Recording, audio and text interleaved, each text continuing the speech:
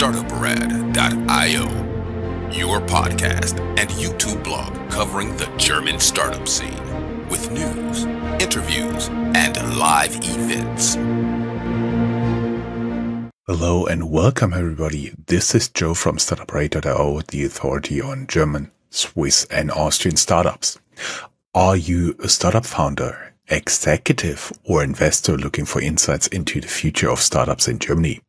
Today we're diving into the 2024 Deutscher Startup Monitor, which reveals fascinating trends about B2B sustainability and challenges shaping the startup system.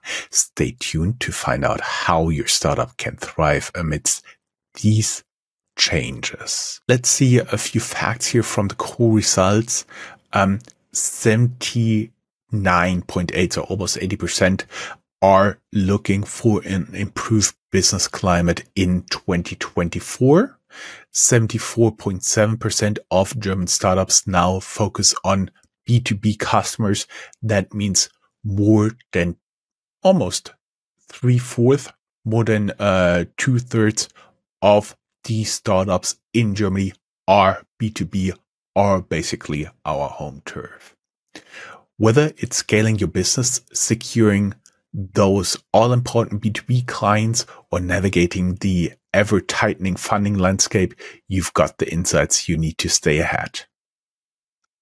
Let's kick things off with some numbers. 74.7% of startups in Germany are now generating revenue primarily from B2B customers. This is not only the large entities, but also the very big share of German economy that is SMEs, small and medium enterprises, or in German KMU, kleine und mittelständische Unternehmen.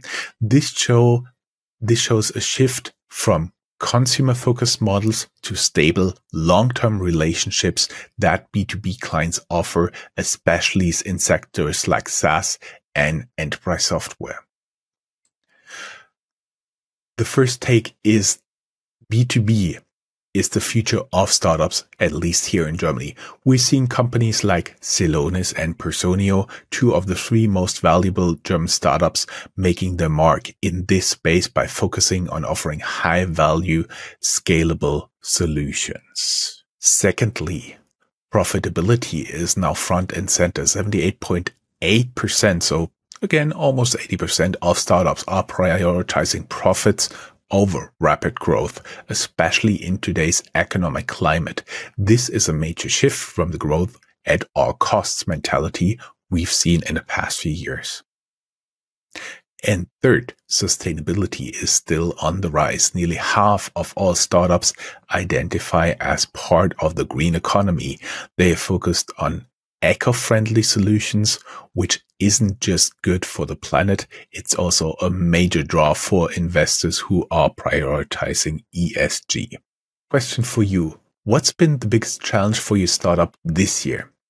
It is finding clients, securing funding, or maybe scaling up? Let me know in the comments below. And if you're finding this video helpful, please give it a thumbs up and don't forget to hit that subscribe button for more insights on startups and entrepreneurship.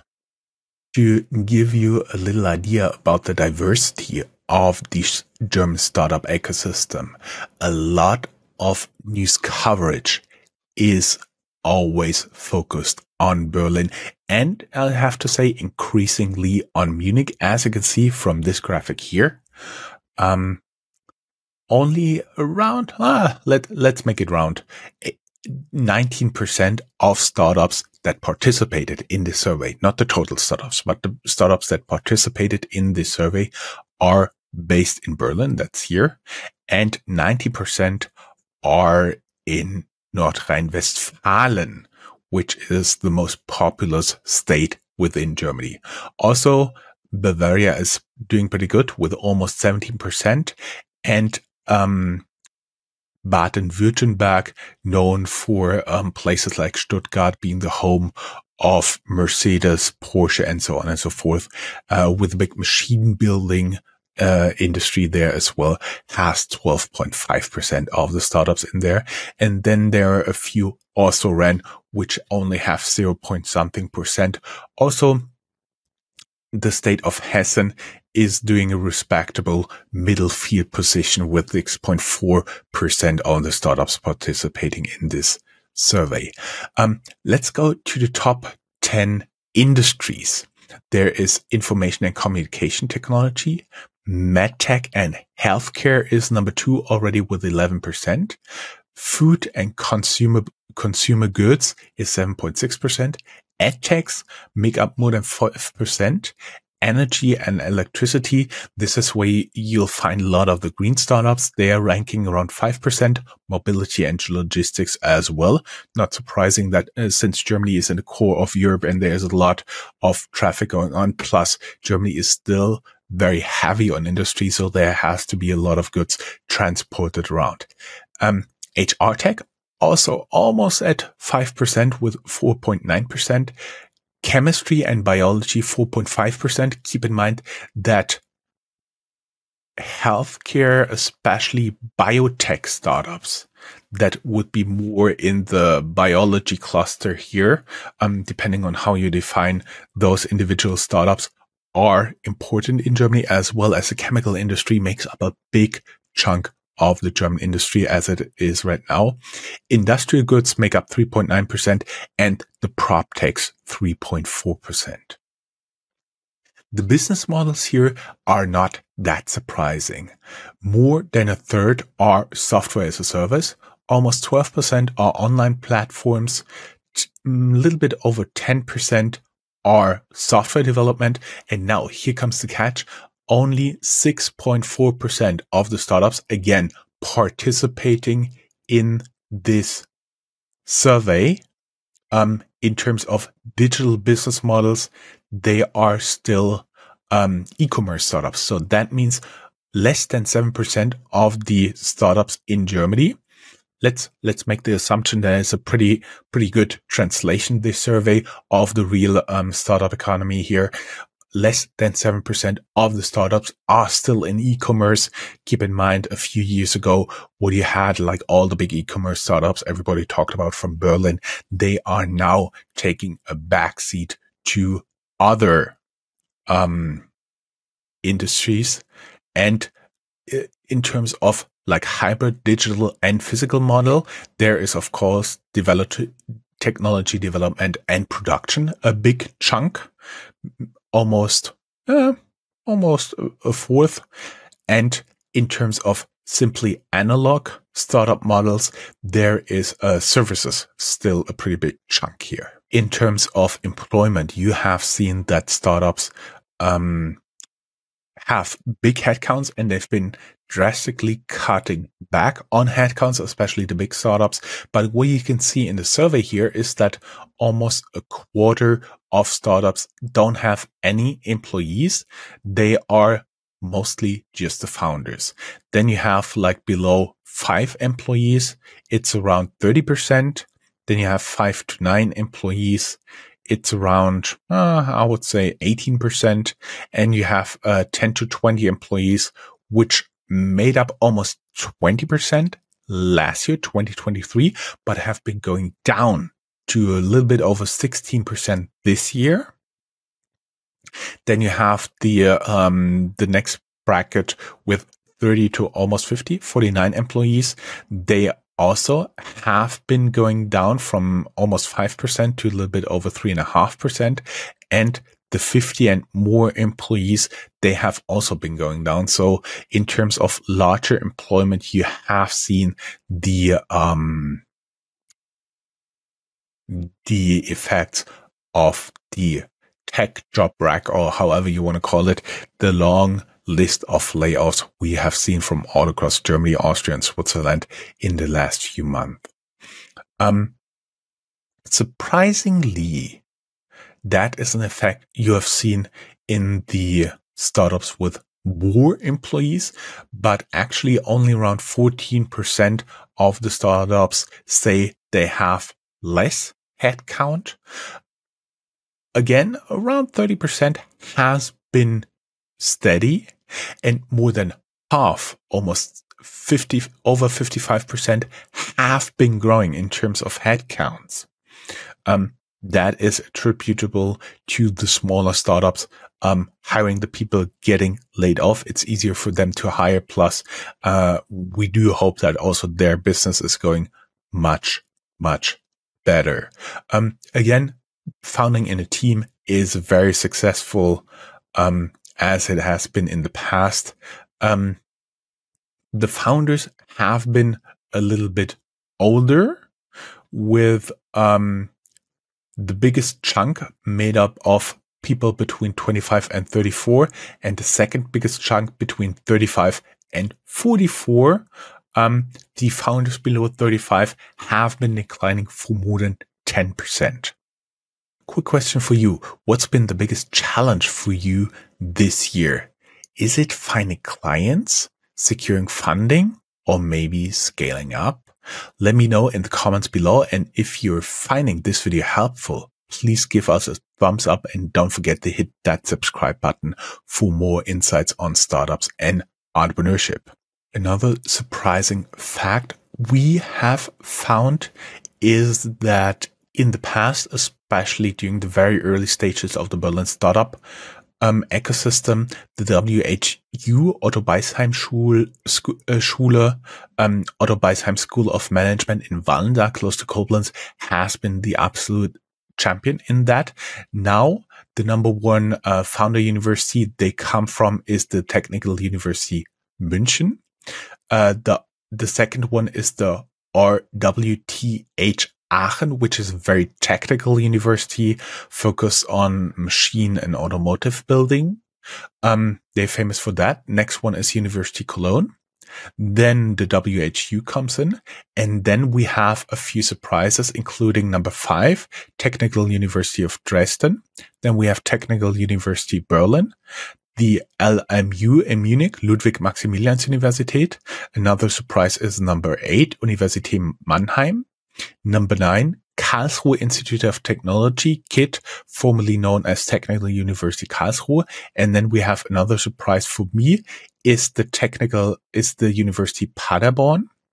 Not surprising, the Humboldt University in Berlin. It's one of the big universities there, and there's a big ecosystem there. But also the Technical University of Dortmund has been a big surprise here.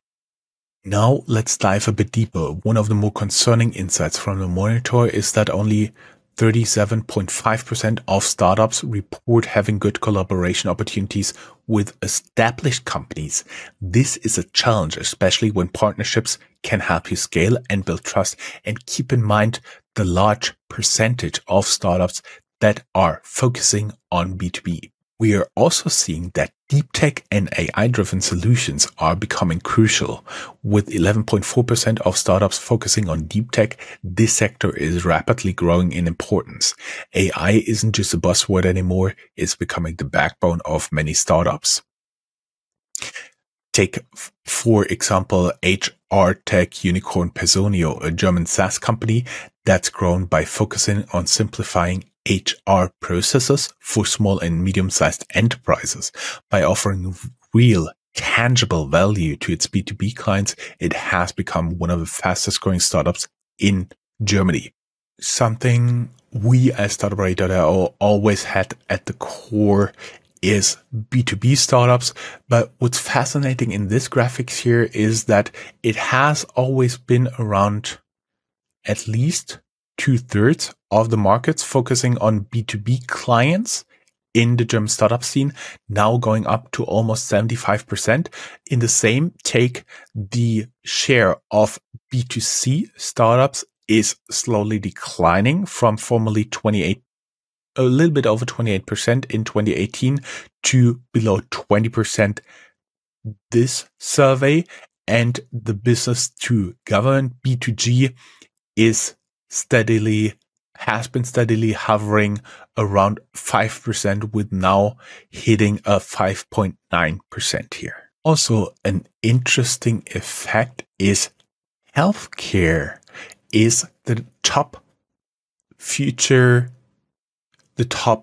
interesting industry as seen by the founders, followed by education, energy, industry, mobility and logistics, public administration, agriculture, and the fintech, bank and insurances, they only make up 10.4% of the replies when asked what is the future industry as viewed from a startup founder. And then we have food, retail, and media.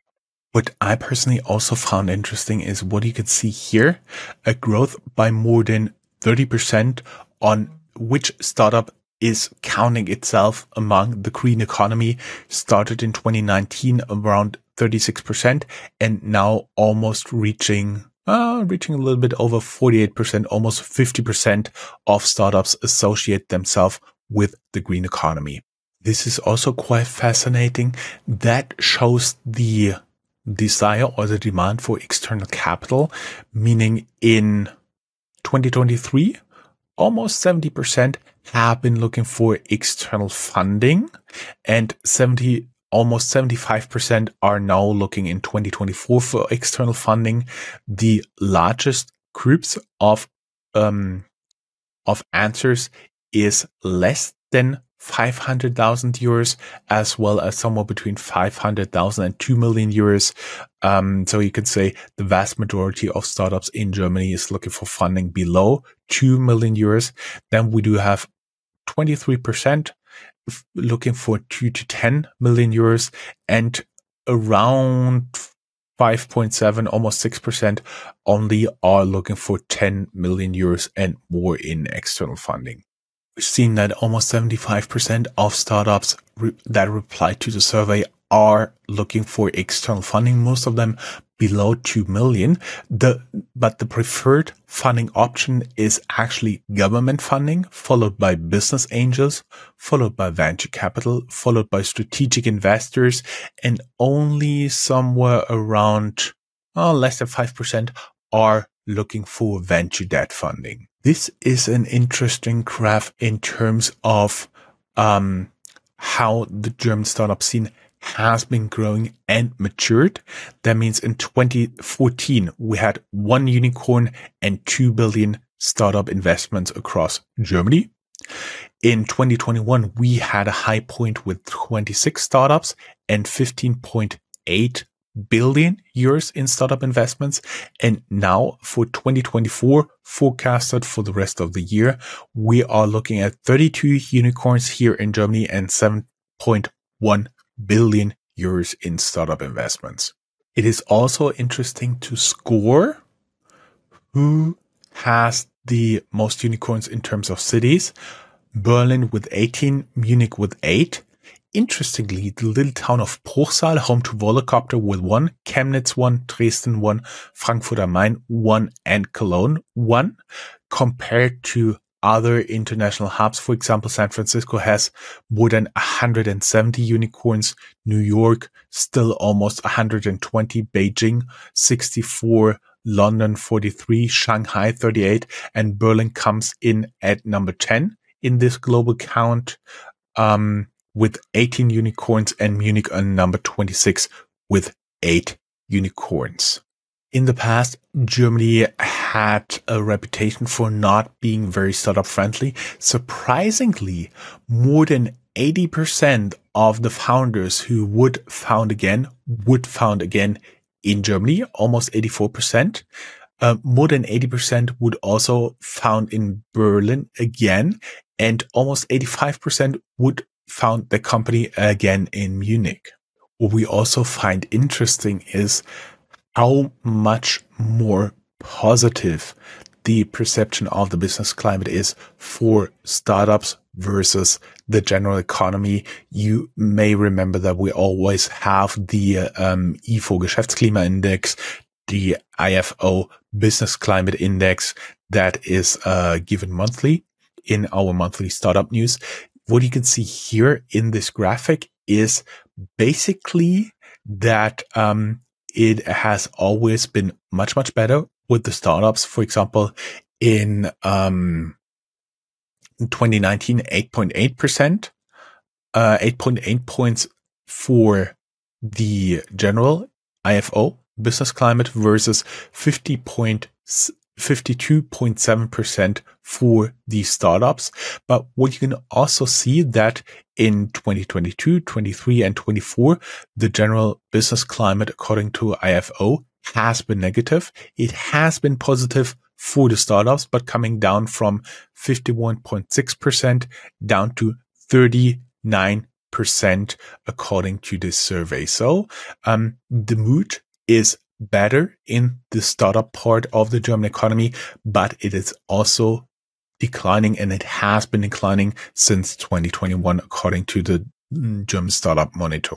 Another very interesting piece of information here is what political party those entrepreneurs are preferring, with a vast lead for Bündnis 90 Die Grünen, the Green Party, 41.3%, followed by FDP, that are the Free Democrats, usually the party of entrepreneurs, but it can only convince 21.4% in this survey, followed by CDU, CSU, the former party, the party of former Chancellor Angela Merkel, with 15.8%, followed by a very new party called Volt, which is not yet in Bundestag, followed with a mere 5.5% for SPD, that is the party of the current Chancellor, followed by the right wing AfD, but with only 3%, followed by the left party with only 2.2%. So that means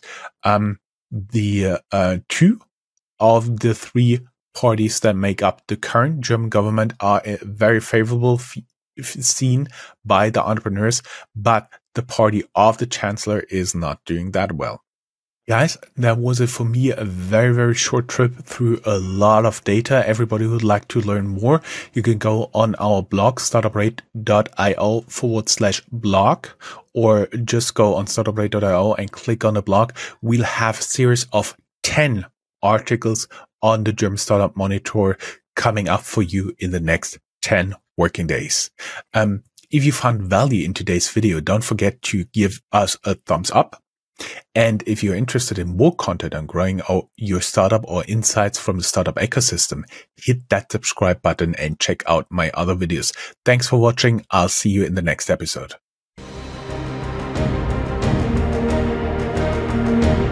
That's all, folks. Find more news, streams, events, and interviews at www.startuprad.io.